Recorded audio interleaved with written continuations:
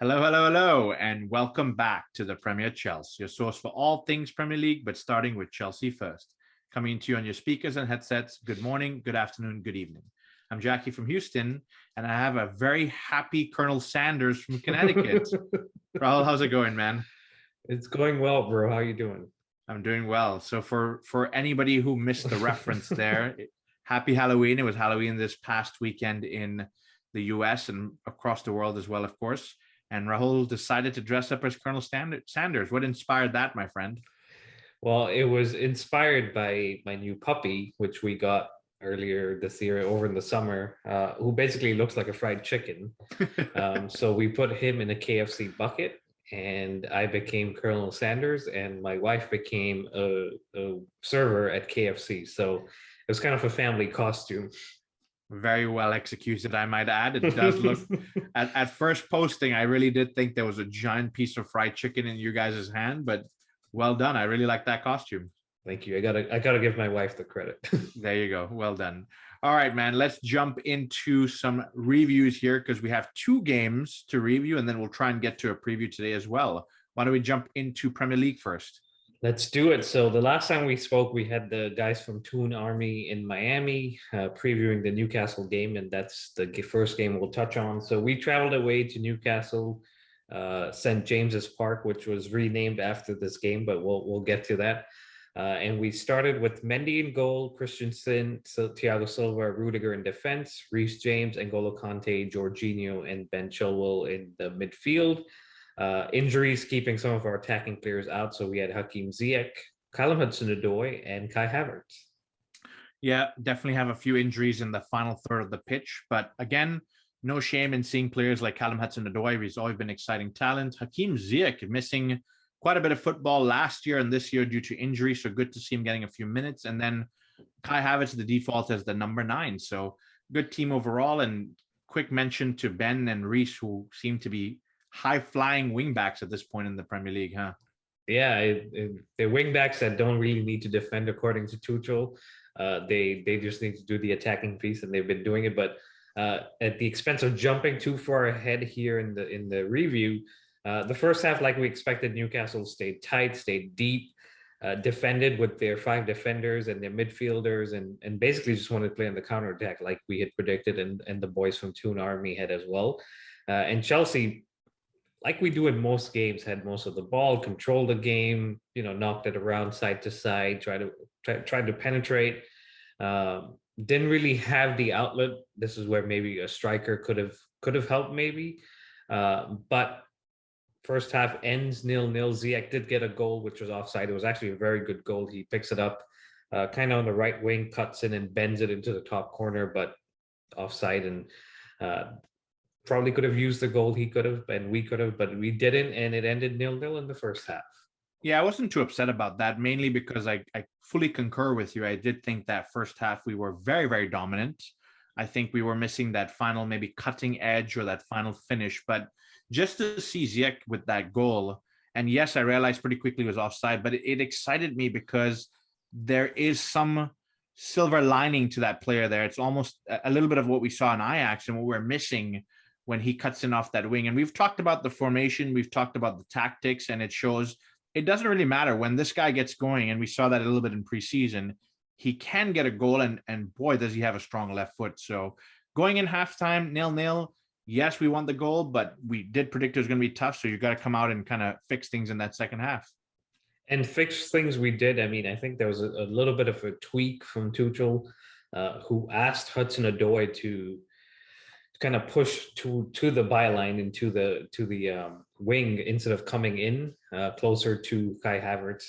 And I think that opened it up because it allowed some more space for Ben Chilwell to come in and drag some of the defenders out wide.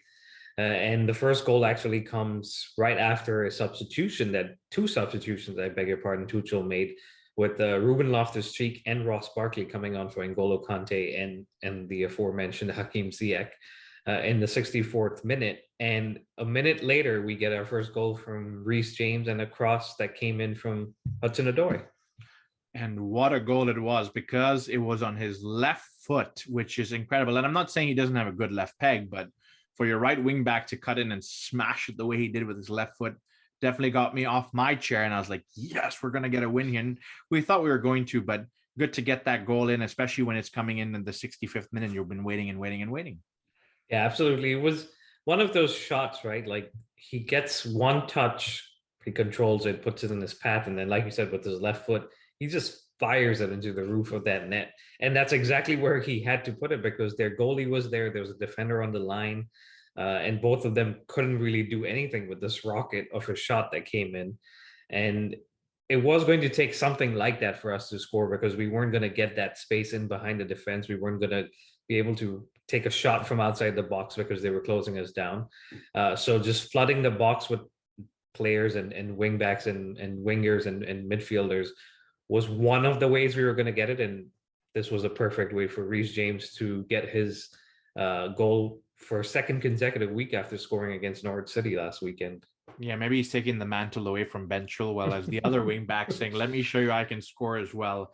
Look, and credit to Thomas Tuchel. I think the changes he made were not only good tactically, but I think brave because N'Golo Kante has been off form lately a little bit. It's a little bit disappointing to see as well. It almost reminds me, and I hope it's not the same, the decline of Essien when Essien got into some terrible injuries. And I'm not saying N'Golo's injuries have been that bad, but you get to that point where one injury, two injury, three injury, you cross the age of 30 and you start to manage yourself a little bit differently. So that explosive energy, pace is not there. And maybe Tuchel needs to manage him differently where he's saved for key games and says, look, I'm not going to play you every single week. I'm not going to play you 90 minutes. But when I do put you out there for the big games, show me the old N'Golo that just tears up a field. And we've seen that this season already. He's been immense in a few games. So it's just maybe probably managing. But look, credit to Ruben Loftus-Cheek, incredible, making a name for himself. And Barkley, who I thought was a goner, slowly making a comeback and finding a few minutes here and there, maybe playing for a move, maybe trying to stake a claim to get more minutes. But good to see both of them coming on. Yeah, absolutely. And you would have to say those two are more for an attacking switch. Yeah. Now, I know you're taking off N'Golo Kante, who's all over the pitch and contributes on both sides, and Hakim Ziyech, who is an attacker. But with the addition of Loftus-Cheek and Barkley, you're almost saying to Newcastle, we know we're going to have the ball. We might as well have a little bit more attacking intent, even from deeper in midfield with Ruben Loftus-Cheek. And I think that helped because we go on from the 65th minute when we scored the first goal to get a second goal from the same player in Reece James. And I know this was not as clean in terms of the strike or in terms of the build-up, but it's a shot that gets deflected into his path, and all he has to do is strike it first time again, straight into the net. I don't care about the buildup as long as the ball ends up in the net, and Reece took full advantage of that. And it's a sign of how dominant we are that our left wing back and our right wing back kept ending up in not so much space, but enough space, and kept ending up in the penalty box just to get those chances. So good on that, and good for him. And I think that makes him our top goal scorer this season so far. Is that right?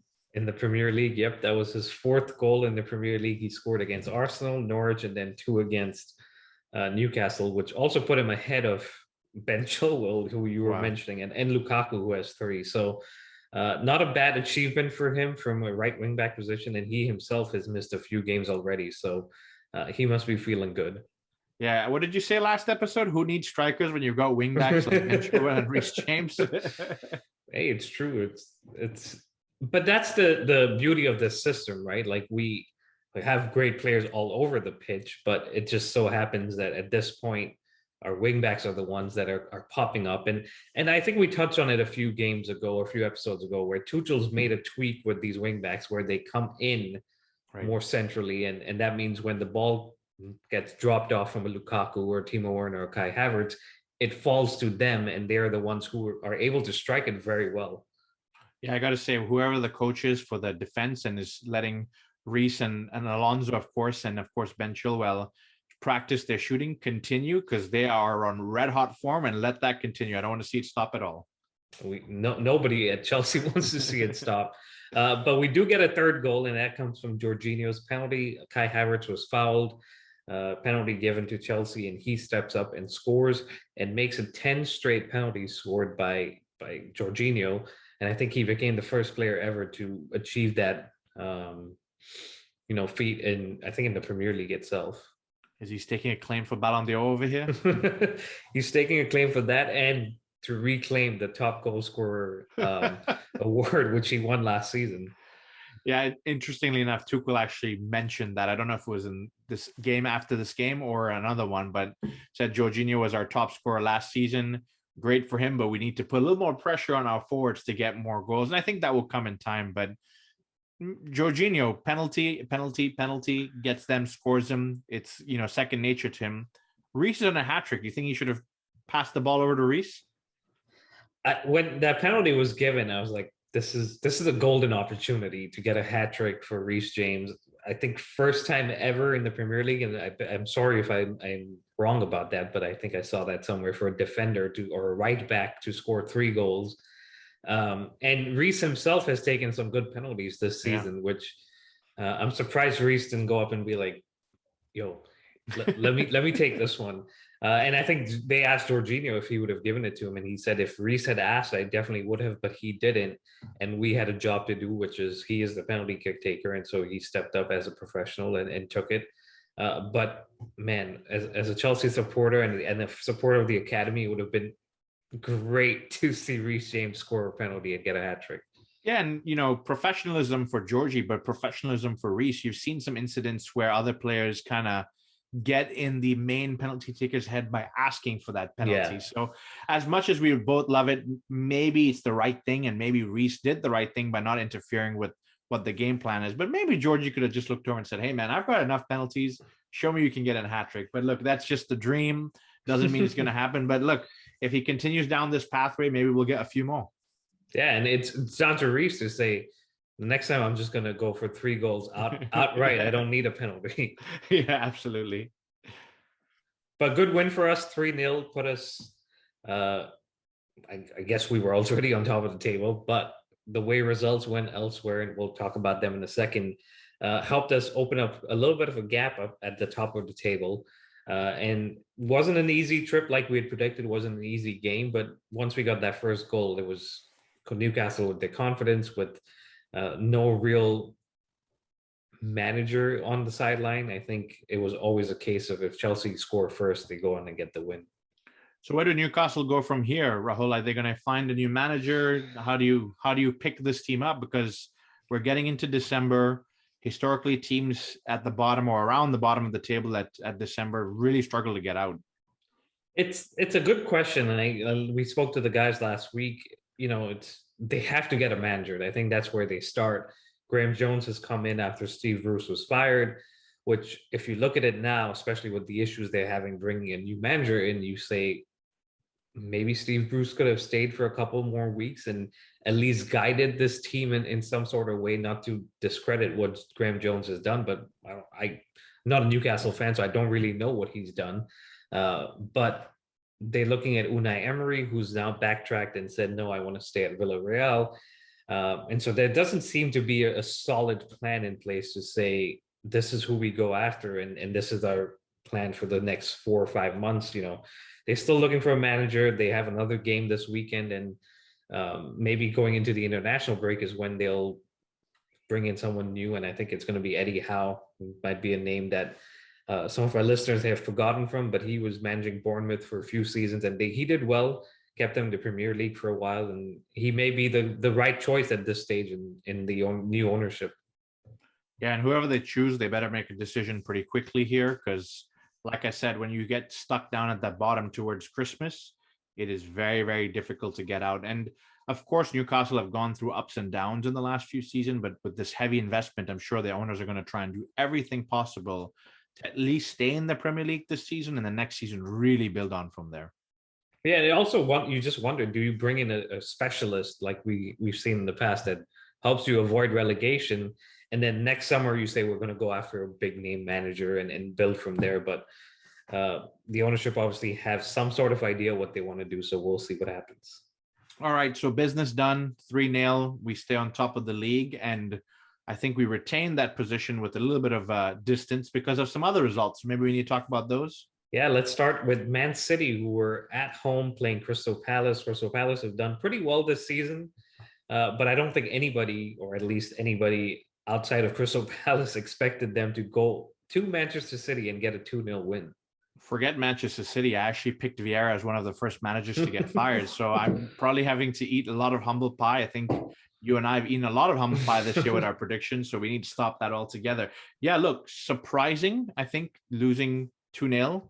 But one of the things I took heart in is you've got Conor Gallagher, who is really developing, and he was last season as well. So I can't say it's just something out of the blue, but really developing into a top-class Premier League midfielder. Now, whether he can fit into our squad is going to be a whole different story next season. We have to see. But if not, he really is playing for a big, big move in his career here. He is. He's showing you his potential. He's showing you his value.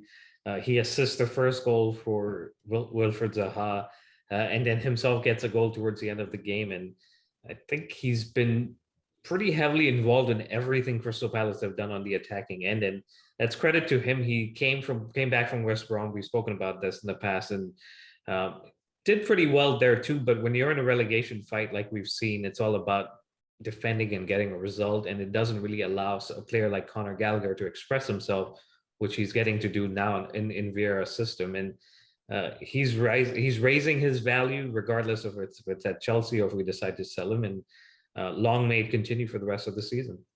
Yeah, definitely one to look out. And for Manchester City, I think just a blip in the road, probably. Yeah, I mean, it is, but these are the games where you kind of wonder, and I know Pep said it himself, that every time we lose it, the question is going to come up. Did they need someone like a Lukaku or Harry Kane where they can win these games? But they lose it, and that's good for us. Yeah, look, it's one of those age-old conversations, right? Pep has said this. You lose a game and goes, should have spent that 150 million on Harry Kane. You win a game and, oh, I'm a master in the false nine. So it's always going to be one of those yo-yo questions throughout the whole season. I think for me, it's just a blip. They're still a wonderful side. They always have been a wonderful side, at least in the last decade. So what more can happen? Sometimes it's business as is, and you move on from there. And speaking of moving on, let's talk about the next big team to drop a few points, and that's Liverpool. For a while here, they've been right on our heels, huh? They have, and for a while we were matching each other's results and staying neck and neck on the table. And thank you, Graham Potter and Brighton, for fighting back from 2-0 down. And let's just put the Chelsea kind of agenda aside for a second. Brighton and Graham Potter are doing something very, very refreshing in that we had predicted, like you said, with Vieira, we had predicted Graham Potter and Brighton to be one of the teams that go down. And here they are. Yeah, it's an interesting one, and it's not a bad thing by any means necessarily. I think it's one of those things where, as I look at it, I go, Liverpool didn't do much wrong on the day. I think Brighton just decided that, hey, we need to step up our game and let's show them what we can do. And they really did. And you look at Jurgen Klopp's interview afterwards, and he wasn't upset. He wasn't frustrated in the typical Jurgen Klopp way, because his team, like I said, did what they were supposed to do. Their game plan was well. They played well. Brighton just showed that they're not going to give up. And Jurgen Klopp said, I said it was going to be a tough game, and they made it a tough game in the fact that they just kept persisting. They did. And to be 2-0 down at Anfield is quite an achievement to say, we're going to now step it up and then come back and get a draw. And pretty much could have won the game themselves. So it's everything that you want to see in the Premier League, right?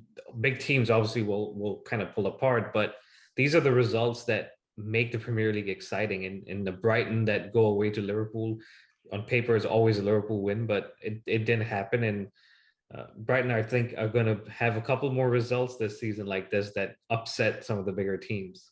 Yeah, and one thing that sticks out to me, Rahul, is that these are the results that may play a big part towards the end of the season. The results that you and I may remember should Chelsea go on to win their Premier League. Yes, it's early days, so I have to be very cautious with my words, but should we win the Premier League, I'll say, do you remember when Brighton drew 2-2 at Liverpool? That really helped us, and that gave us the confidence to go on. And it's one of those things, it's the magic of the Premier League. May it continue, and hopefully Chelsea can use these opportunities and continue to open up a gap. Absolutely. And we said it before we opened up this round of fixtures after the international break. This was our chance to open up a gap. And so far we're doing it, and hopefully we continue over the weekend. But let's talk about another shock result, I guess, was Arsenal going away to Leicester and beating them 2-0. And Arsenal are making some comeback after the dreadful start they had to the season. They lost 3 in a row. And then since then, haven't lost at all in 7 games and beat Leicester now. You call it a shock, but honestly, I was not too surprised by it just based on form recently. Leicester seemed to lose the plot a little bit in the last few games here, and Arsenal seem to have found their rhythm together. I mean, you've got the likes of Emil Smith Rowe, who's been compared to Mason Mount and Phil Foden in the same breath, and he seems to be picking up. Martin Odegaard had come in earlier in the season; he's doing well. Gabriel, their centre back, they let go of Luis, picked him up, and he's doing well. Ben White, so you look at these things. I've not even talked about their goalkeeper, who's been pulling off some incredible saves. Who I think you picked as the worst signing of last season. So we cannot do predictions anymore, my friend. But they're doing well. I think everything that Arteta is trying to do is coming into action now and coming into plan. So not so much a surprise, but Leicester probably need a little bit of a wake up call or something different to go their way. They do. And the other thing I was thinking with Arsenal, right? They had injuries, they had issues at the beginning of the season, but now they pretty much go week to week without any midweek fixtures. So Arteta has time to work on build up for the weekend, and he's got his players fit. And with the wins, they start believing what he's doing on the training field, and that's helping them. And that we saw what happened when Conte did that with us, and I know we'll refer to that name here in a few minutes. But I'm not saying Arsenal go on and win the league here. Maybe they do, but this is what happens when you don't have distractions during midweek for a young manager and a squad to kind of work on things and improve. And a young squad as well. I know they've let go of David Luiz, they've let go of Willian, so they've dropped some older players, they've dropped some wages, and so hopefully things can go in the right path for them. Yes, we're avid Chelsea fans, but we've always said Arsenal are a club with a lot of history and have typically fought for the top 4, not been in and around that recently. So look, I'm just going to stay quiet and watch now, because every time you and I make a prediction or badmouth a club, they seem to go up firing. Let's talk about another club, Rahul, in London, and that's West Ham. We've said it now for weeks on end that they are really a club in form. David Moyes has got them firing in the right direction, going for the jugular every time, and going for the jugular in a 4-1 defeat, killing off Villa, who we'll talk about Villa in a second, but maybe you have some ideas on what happened here. West Ham happened. They're gelling very well. Everyone knows what they have to do. They get goals from defenders. They get goals from midfield. They get goals from Antonio, who's their main striker, and they're managing. Like I was saying with Arsenal, they've got no midweek fixtures. West Ham do have Europa League, and traditionally we've seen when teams get into Europa League for the first time in a while, once the Europa League and Premier League games are back to back, they struggle, and West Ham don't seem to have these issues. And I'm looking at it, they've scored more goals than Manchester United and as many goals as Manchester City. Very, very impressive indeed. And yes, they're getting goals from defense. Yes, they're getting goals from midfield. But you talk about Antonio, who started his career off as a right wing back at some point. And David Moyes and some other managers have really turned this man's career around. I mean, he's looking at as deadly as can be as a center forward, and definitely somebody who's in good form. Now, he didn't score in the last game, but that doesn't mean he's not contributing and moving and excited, and it's good to watch him. But on the counter side, this Aston Villa side, who, we thought that, losing Grealish was a big deal, but they went and invested wisely. They got some good players, but it doesn't seem to be going to plan so far for them, does it? It doesn't. It's gone south after their win against Manchester United, I think 4 or 5 games ago. And that's the concern for them, is that should have been something that kicked them on, and they've regressed and gone backwards. And from what I read, I think the Aston Villa ownership are looking at the next game against Southampton. And if the result doesn't come, then they may have a decision to make over the international break, which is crazy because Dean Smith kept them in the Premier League last season, helped them progress and get up the table. And this season, 10 games in, they're thinking about making a change. I think they're missing John Terry, Rahul, because he was probably there teaching them how to defend a little bit, huh? He was. And we've seen it, like you said, when the assistant manager leaves, some teams do fall apart. And we did when Ray Wilkins left us under Ancelotti. So John Terry definitely could be the missing piece here. Yeah, they need to fix that up real quick, because they do have a decent squad and they performed well last season. So Really not sure where they go from here. But let's talk about another game that happened, and that is. Sorry, I've just lost my train of thought for a second here. I think we were going to just briefly touch on Wolves versus Everton, mainly because Everton losing another game and Wolves finding some form. And for Rafa Benitez, just for a quick second, this is not the way to impress the Everton faithful who didn't want him in due to his Liverpool connections. And he seems to have also lost, the plan, and things aren't going their way. And they have a tough fixture list coming up. I believe they've got Tottenham, they've got Manchester City. So things don't get easier. But on the flip side, Wolves, who themselves weren't winning at the beginning of the season, have found some form, and with their attacking duo of Jimenez and I forget the I think it's a Korean player, Hwang. Hwang, I believe, yeah. Yeah, they've been doing well. Yeah, and it's almost like a reverse card over here because Everton were the side that started off on fire. Players like Demarai Gray, Calvert-Lewin were performing really well. You're excited to watch them. And then Wolves, who we were like, they don't look the same since Nuno left them. And we'll get to Nuno in just a second here. But now it's a flip side, and we're wondering what's happening. And there's not really much I can say other than sometimes these things happen in the Premier League. We just have to wait and watch and see how it plays out over the next few games. Yeah, I agree. And for Benitez, I think he has some time, but beating the likes of the names I mentioned that come in the next few weeks will definitely help him. But let's move on to the game that was termed El Sacico, because it was Nuno and Spurs coming up against Manchester United and Ole. And the joke was whoever lost this game would get sacked, as the manager would get sacked. And it was a joke, but it turned into reality pretty quick because Manchester United beat Spurs 3-0. And this is the same team that lost 5-0 the week before. They get goals from Ronaldo, Cavani, and Rashford. And at the end of the game, Nuno was booed heavily by the home crowd, which was at the Tottenham crowd. And 48 hours later, he is sacked.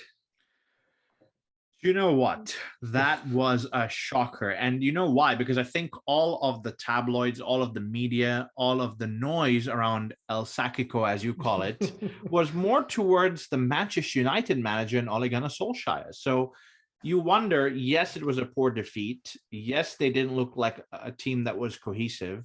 But I'm looking at the results here, Raul. I think Manchester United have played 10 games and won 5 of them and had 2 draws.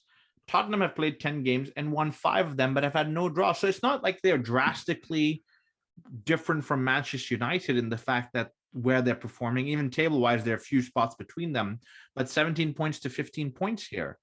You've got to wonder how this kind of went from the Ole show getting sacked to let's get rid of Nuno Espirito Santos. It's just, I mean, I guess if you think about it, right, you said 5 wins, but no draws, which means 5 losses. Right. And those 5 losses have been Crystal Palace 3-0, Chelsea 3-0, Arsenal 3-0, Manchester United 3-0. I'm missing the last one, but I think it's in those 5 games where they've lost, the crowd hasn't seen any desire or any fight. Right. And they haven't seen Nuno been able to change anything from the sideline and inspire maybe getting a draw, a fight back. And I think that's where the frustration was on against Manchester United, at least from the crowd, that they feel like they've made some progress, but they've regressed from last season. And it comes down to Harry Kane isn't performing the way he was supposed to be. Son's kind of fallen off, and the rest of the team just didn't seem inspired by the manager. And that's sad because he was put in a position where he really wasn't supposed to be, because their first choice was Antonio Conte. And let's talk about him now. Last summer, he said no, he didn't see the plan of he wasn't seeing the ambition from the club. And he said no, and they eventually bring in Nuno. They sack him 4 months later to now then bring Conte back in. And I'm thinking about him like, Conte, you said no 4 months ago. You've seen what a shit show it's been for the last 4 months, and now you're saying yes. So obviously the money is right. He feels he can come in and save the situation, which again favors him. And I think everything is in favor for Conte. But you look at Spurs and Daniel Levy, and you're thinking, you've basically just lost 4 months and lost 14 million because you're now paying off Nuno as well. And before we get into the Conte situation, because I have a lot of thoughts on the Conte situation, with regards to Nuno, he did a wonderful job at Wolves, given the team, given the budget. And then he comes to Spurs, bigger team. We don't call them a bigger team, but bigger team in reality, bigger budget, of course, as well. First game of the season beats Manchester City in an epic game. And it goes downhill, and you start to wonder. You followed through with, Pochettino couldn't get the best out of these players, and then you start looking at, okay, we're going to bring in Jose Mourinho, who was a serial winner, and he couldn't get the best out of these players, and now you call Conte, and he goes, "There's no ambition in this club, so I'm not coming." And of course, you get Nuno, who again, I repeat, did very wonderful things at Wolves. Do you give that man time? Do you say, look, we take that 100 million, 150 million for Kane, let him go to Manchester City, use that money to invest in the squad and build it out the way Nuno wants, and maybe we're talking about a completely different Spurs here. I don't know. Those are just kind of the high level things that pop into my mind as we talk about Nuno in this particular situation. But Conte, that is an interesting signing for them, and not as a player, but as a manager, because he brings passion wherever he goes. And I think that's something that Spurs have really lacked in the last few months here, even towards the end of Jose Mourinho's tenure. Passion is more than just screaming at a player. I think with every corner, with every throw in, with every free kick, with every goal, this man is losing his mind. And I think the Spurs fans need that. They do. I think I was saying the players weren't inspired. I think the fans themselves weren't inspired by Nuno, and that's a complete 180 now, because you've got Conte, and we know it firsthand from supporting Chelsea and watching him 3 or 4 seasons ago. That man fought with Jose Mourinho on the sideline because he was being too dramatic and stuff, according to Jose Mourinho. He's jumped into the crowd when we scored goals, like you said. When Batshuayi scored that winner against West Brom, Conte was jumping all over his staff. So I think all of that is going to inspire the crowd, obviously, but even the players in training are going to look up and say, this is the guy who's won things. He's won the Premier League. He's won the Serie A. He's won the FA Cup with Chelsea. So is this the guy that the players need? Absolutely. Because if he can't get you going, then you really need to question why you're in this sport and why you're playing in the Premier League. But for Conte to come in and take this position now, there's definitely some certain assurances have been given to him from Daniel Levy, and we've heard 100 million in January. Could have been 100 million in the summer, and you could have built over 3 seasons and not started 4 months or 3 months into the season. That's where the criticism is. But as Chelsea fans firsthand, we know that a managerial change always or most likely brings a boost and brings trophies at the end. In our case, just 9 months ago, we brought in Tuchel and we won the Champions League. So that's what Spurs must be hoping for. And when a name like Conte is out there, you kind of have to make the decision and go for him before a Manchester United end up with him. Yeah, and look, that's a good segue into that conversation. And there's a few more things I want to talk about Conte, but Manchester United, you've got to wonder, they've given Solskjaer time. I think that's one thing I always want a manager to have, is to give them time. And you wonder, all of this talk of El Sacico and Solskjaer may not make it if he doesn't win this or that. Maybe they missed out on a top quality manager here. I don't know. Maybe Solskjaer is the right answer. I'm not a chief of executive of Manchester United, but you talk about ruthlessness, and now I'll bounce back to Tottenham here. I hate to use them in the same vein, but they almost seem to follow the path of champions, and the champions here at Chelsea is what I'm talking about. They went after AVB when we let him go. They went after Jose Mourinho when we let him go. They've gone after Conte after we've let him go. They're following this trend of sacking managers, paying them off, and bringing somebody who's more qualified, for lack of a better word. That they're held on to Harry Kane because they're a big club and they need to hold on to their stars. It's one of those trends where they're trying to do the right things. Spin back to Manchester United. Maybe these are the things you should be doing. When Paul Pogba was making a lot of noise a few seasons ago, maybe you should have let him go and taken that cash like we did with a Matic or with a Robben even many, many years ago, because we wanted to make the best, even with Hazard, which hurt me when we let him go for 100. We made those tough choices because we knew that the future of the club every next game mattered. And that's the stuff Spurs is doing. And will Manchester United sit to miss that and say that we could have done this? again, I don't know. It's just a good conversation and topic to talk about.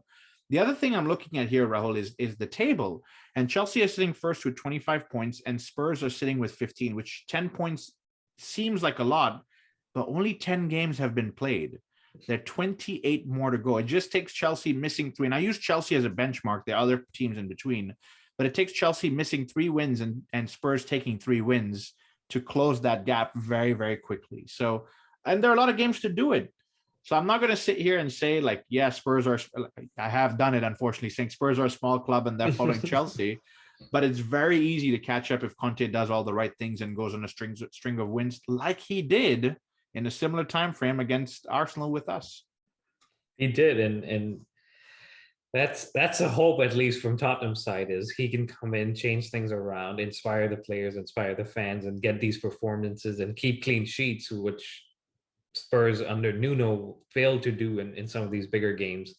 And Conte definitely has some of the players, and like you and I were talking before we started recording, I was saying he's got a few players that can fit his back three and 4 in midfield, similar to Tuchel's system in a way, but not exactly the same. But for him to make, or for him to come in and make the changes or the impact that is expected, he's got to have the right tools. And we were comparing it to Chelsea, and we said, well, he came in and took us from 10th to 1st. And I said, well, he had Eden Hazard, who had an off year and had to bounce back. He had Diego Costa, who had an off year and had to bounce back. He had Matic, he had Willian, he had Pedro, he had David Luiz he brought in, he had N'Golo Kante he brought in. And then you start looking through Spurs squad and you're like, okay, they have Kane, they have Son, they have Region, maybe, they have Horberg. But after that, you're like, those players, at least in my opinion, aren't there yet. Yes, he has 100 million. He can spend it the way he wants to. And maybe he'll improve some of these guys that aren't even in the squad right now, like with Victor Moses and Alonso in our case. But I don't know, Spurs for some reason always do Spursy things. And I can't compare them to us because we have that winning mentality and we have the champions mentality. Maybe Conte gets that in Spurs, but I don't see him taking them as far as he took us. Everywhere he's gone, starting back from Juventus, Chelsea, now Inter, he's changed things and he's got results. Now, does that mean he's going to come in here and win the Premier League this season? I don't know. It's definitely possible he could turn some magic on there. But at the very least, I think he's going to get results, and that's what they want. And I'm looking at the squad. Hugo Lloris, very good goalkeeper, France number 1. He's probably going to play a back 3. You've got Sanchez, Eric Dyer, and Romero, who's another pretty solid back 3. And you start looking at the right wing back. Emerson Royale is a player. I mean, he doesn't defend as well, but as a right wing back, you don't need him to. So you might get the best out of him there. And then in Ndombele, yes, he's got some issues they talk about with training, laziness, or personality, but on his day, he really is a top quality football player. We've seen that for the France squad. We've seen it for Tottenham. Reguilon, you talked about at left wing back, and then you've got Højbjerg, who will put his skull through a wall if you ask him to. So you've got some of these players that Conte likes and that profile that he likes, and not to mention, you just said Son, Kane, and maybe Bergwijn or Lo Celso or whoever is going to play in that top 3 or 2, whatever. The starting 11 is there for him to hit the ground running. Now, the missing pieces, if they are giving him 100 million in January, that could be exciting, but who's available, who's going to come, it remains to be seen. I guess the point I'm trying to make is he will get results. I just want to see how many results he gets and how quickly he gets them and how far up the table they can climb in this time. Yeah, and I'm looking at the fixtures you were mentioning. It only takes 3 games to catch up to Chelsea. And they've got some winnable games coming. I know we've said they faced Chelsea already. They faced Manchester City already. They faced Manchester United already, West Ham already, Arsenal already. So that's some of the I'd say bigger in quotes, but tougher games out of the way. And he can now say, okay, over the next 6 games, we go and pick 15, 18 points. And all of a sudden it switched and it changes and it becomes, we're going to go on a run of fixtures like he did with Chelsea. I just come back to the squad and I don't think it's there. And we've seen Harry Kane hasn't been the same player this season. Now, if he has a conversation with him, and like we saw in that documentary between Jose and Kane, maybe Kane comes back and does the things that we expect from him. But it's going to be interesting, and it's an interesting job for Conte to take, because it's a position where he gets to basically build up and build his profile. If he becomes successful, he's considered one of the best managers. If he does what he can with Spurs and takes them to the promised land, which is a trophy, I think he's definitely going to be considered one of the best. I have to agree with you. I think there's no easy way to disagree there. So, I mean, that pretty much wraps up that Premier League review for this past week. A lot of things happened, a lot of changes, but in the interest of time, maybe we want to jump into the Champions League now. Yeah, let's do it. So, winning away 3-0 to Newcastle, we flew away to Malmo in the Champions League for match week 4. We beat them in the reverse fixture at the Bridge 2 weeks ago. We came over to this game, and a couple more injuries. Conte missed out, Mount still ill, Timo and Lukaku still out. So the starting 11 was Mendy, pretty much set in stone. Christensen came in, Thiago Silva and Rudiger. Reece James was rested, so Azpilicueta played right wing back. Ruben Loftus-Cheek came in for N'Golo Kante, Jorginho and Alonso in midfield, and then the front three stayed the same of Hakim Ziyech, Hudson-Odoi, and Kai Havertz. Yeah, I mean, again, with the chances of injury and different rotation and whatnot, I think the squad does well. Good to see Christensen playing that right center back position. Nice to see he can fit in when needed. Alonso coming back in, I think it was tough for him to get a game with the form that Ben Chilwell is, but if any game, this is the right one for him to get. And then, of course, Ziyech and Callum Hudson-Odoi needing to continue behind Havertz. So good squad overall. And I must be honest, I didn't get a chance to watch this game, but I'm sure you can fill us in on what went down. Yeah, it was more of the same in terms of we dominated possession, we dominated the game. Malmo were a little bit more aggressive from the last game, where we pretty much rolled them over. They came out a little more aggressive and in fighting, but we still had most of the ball. We tried to make things happen and got a couple of shots on goal, but nothing major to write home about in the first half. We could have maybe had a penalty, but it was a 50-50 call where Kai Havertz swings his leg back to shoot, and the defender kind of comes in and catches him. But referee said no, and not much to complain about there. First half ends 0-0, and I must say Ruben Loftus-Cheek once again impressed in that first half and for the rest of the game, but especially in that first half, he was looking good with his turns, with his driving, and almost works well with Jorginho in the sense that Jorginho can stay, even though he didn't sit too deep in this game. Jorginho has the ability to sit deep, and Ruben Loftus-Cheek turns into that maybe box-to-box player. And our wingbacks with Alonso and Azpilicueta, nothing wrong with that. Definitely not contributing the goals like the other two, but they can put in a shift. And the second half starts, and pretty much the same, but then we end up with the goal in the 56th minute, and you have to commend Ruben Loftus-Cheek and Hudson-Odoi, who were heavily involved in the build-up. A 1-2 between them, which releases Hudson-Odoi on the right wing, and he makes a good run. And if you haven't watched it, for whatever reason, if you haven't watched it, go on any social media website, go on YouTube, and just watch this goal, because Hudson-Odoi makes a beautiful run, and the ball in itself was just perfect, like right on the foot of Hakim Ziyech, who all he had to do was place his foot there for a tap in.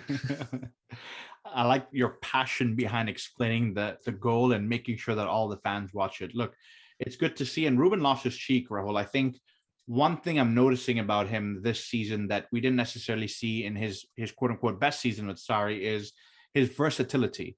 I think it's nice to see him as the typical box-to-box in this particular game. We've seen him play behind the striker in that Tuchel likes. We've seen him play as the anchor in midfield, and he hasn't really put a foot wrong no matter where we've put him. So as much as, yes, Callum Hudson-Odoi has been great and we rave about him, I think Ruben, who doesn't always get the plaudits, good to see he's playing all these different roles and impressing whenever called upon. He is, and that's what you want to see from a guy who, we've said it so many times, he's had his injury issues, he's come back, and he's performing this season, and he's forcing Tuchel to play him not like forcing him and saying, play me or I leave. He's forcing him by his performances. And that's Right. what every player in this squad around the world should take out of this is you perform, you get played. And that's the Yeah. bottom line. And Hudson-Odoi is another one that's performing now. I think he's had back-to-back assists in the Champions League games. So it's good to see. And we've always said injuries present an opportunity for other players. It's about how you take them, and these guys are taking them and running with it. And Hakim Ziyech getting a goal after not getting one against Newcastle, and I think that will do him well. I think he prefers the UEFA competitions, so it's good to see. Yeah, and we have a lot of football this season, like we've said many times. So if that's where he's going to perform and that's where he's going to get his chances, good. Just take them while they come, and then we go from there. Yep. Another interesting thing that happened, because I saw that you had said it, Captain America making his much anticipated return to the lineup. How did that go? It went well. 2.5 months since his last appearance against Crystal Palace at the first Premier League game of the season. He's back. He's had a rough time, COVID, injuries, illness, but he's back, and he looked pretty good for the most part for a guy who's not played in a long time. He looked good. And it was just good to see him back and adding an option for Tuchel in that attacking third. And he could have scored himself at the end, but he's rusty. And as Alex said on his Twitter, he's saving the goals for Burnley this weekend. That's completely fine as long as he does that in the match. And look, Raul, I think it's good because the injuries have come a little bit early on in the season. So a couple of key people, Lukaku, Werner, Conte, Kovacic, Mount, Pulisic, if they can now get fit towards this Thanksgiving and Christmas period, which is extremely busy, it's going to be incredible. And I think we're going for the World Club Cup as well. So you've got to figure out that if we're fully fit and these guys can go, it stands to be a fun Christmas period here for us. It does, and we've said it before, that's where we tend to struggle or the wheels fall off the bus like they did last season. So that's where we have to stay focused, and we are about to head into another international break, the final one for at least this part of the season. So some of these injuries almost mean these guys don't go on international break and stay with the club, which is great because they can rest up, get recovered, get ready. And that's good because we'll need them, like you were saying. And to the point of the fixtures, we've drawn away to Brentford in the Carabao Cup, which we play right before the Christmas break or Christmas holiday. So a lot of games coming up, and the Club World Cup in itself is going to be in early 2022 in Abu Dhabi. Yep. So we're going to looking forward to that one because it's a chance to win another cup there. But from win to win to win, exciting times. Let's move on to a Premier League preview, and we're playing Burnley this time around. We are. And just one last thought on the Malmo game. Sure. Harvey Whale was on the bench, didn't make it onto the pitch, but the youngster is getting the opportunity to travel around with the first team squad, which is great for him. And he's looking to sign a long-term contract with Chelsea. So hopefully this is all part of the experience for him. But yes, coming to Burnley, like we said, our final fixture before the international break, our fourth fixture in Premier League, and could be an opportunity for us to get maximum points before we head out for another break. It's one of those games on paper, and we'll get to the starting lineup in just a second. We should be pocketing this one, especially given the form. So on paper, who's the starting lineup for Chelsea, Rahul? I mean, I think Mendy stays in goal. I think Azpilicueta, Silva, and Rudiger in defense, which allows Reece James to come back in at the right wing back.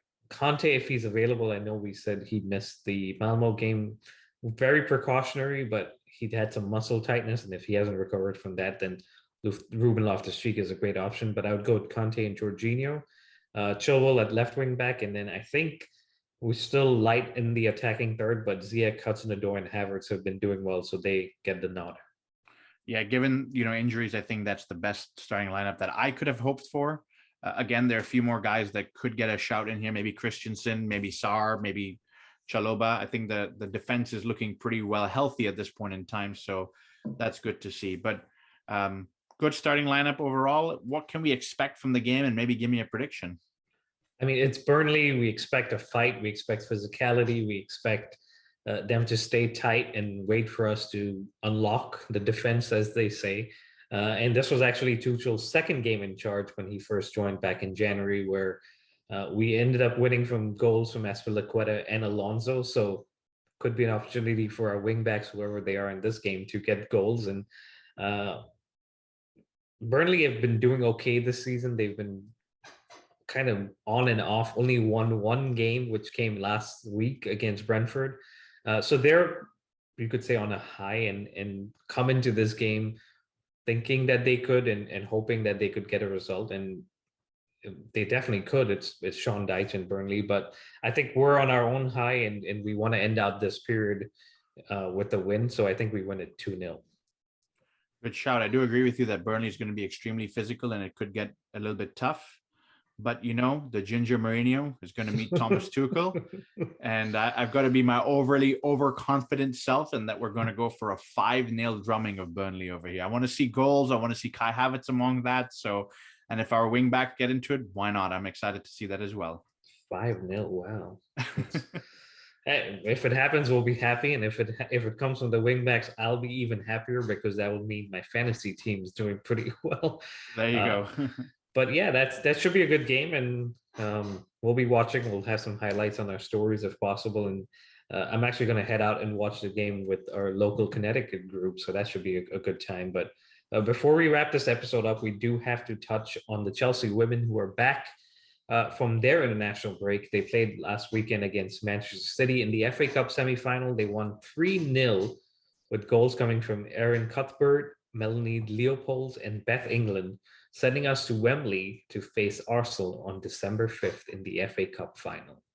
Yeah, so that should be a pretty big game. And I'm glad to hear these names, Rahul, because I'd asked you a question several episodes ago about, we keep hearing the same names scoring goals, but it looks like we have some diversity here. So that's exciting to see.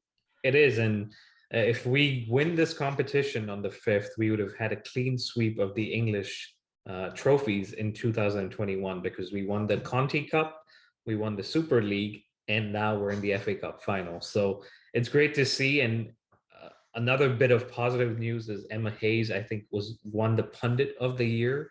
Wow. In England. So these awards keep coming her way and Chelsea's way, and it's exciting to see. Yeah, absolutely. I'm excited to see what she does next and what this team continues to do over the next few games here. I agree. And speaking of that, they go away to Aston Villa this weekend in the Women's Super League, hoping to get 3 more points and continue the charge up the table and maybe close the gap on Arsenal. There we go.